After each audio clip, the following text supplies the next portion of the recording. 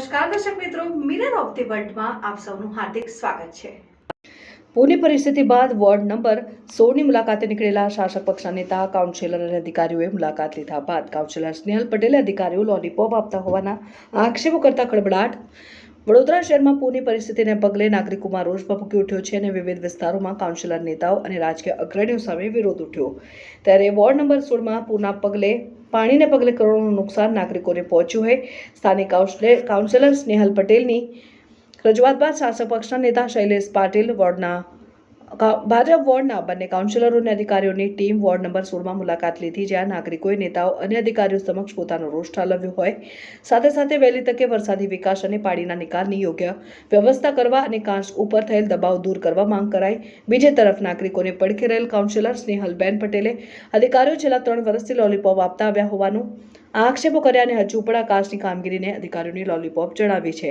અધિકારીઓએ 2 પાર્ટમાં કાંસ બનાવવાની રજૂઆત કરવા છતાં એક જ વખતમાં સંપૂર્ણ કાંસનું કામ પૂર્ણ કરવા માંગ કરી।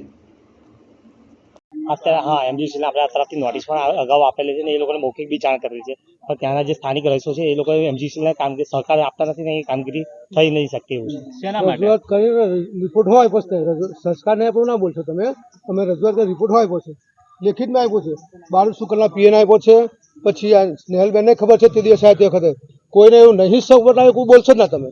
સરકાર તો બોલે છે ને યાર, સરકાર હંમેશા સોસાયટી વાળા કીધું કે ભાઈ અહીંથી આ ડીપી હટાવી દો, છેલ્લો કોમ્પ્લોટ છે તો બધા સહયોગ થઈ ગયા છે।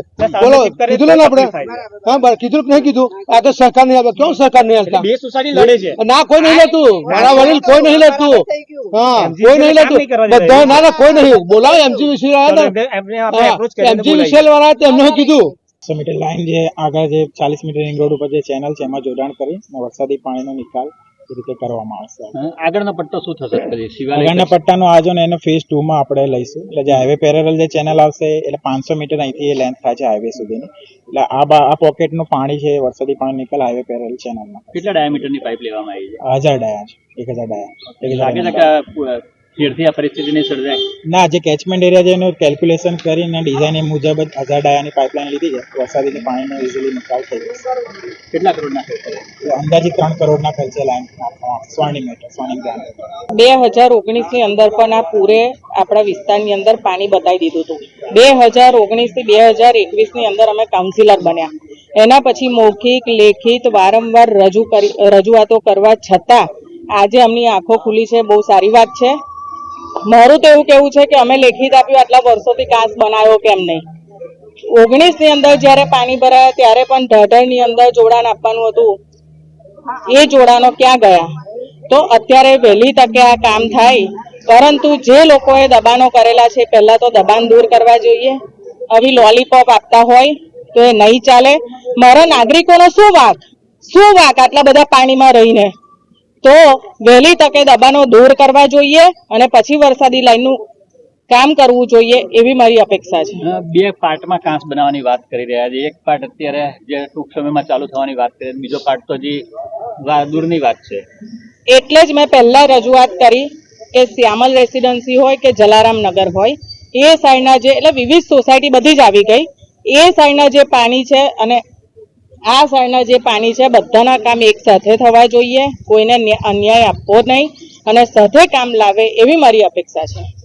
હવે કાના હાઇટ્સની બાજુમાં સોમા તલાવ કે અંદર રિદ્ધિ સિદ્ધિ સોસાયટી છે, તેમાં લગભગ 15 થી 20 સોસાયટીનો સમાવેશ થાય છે।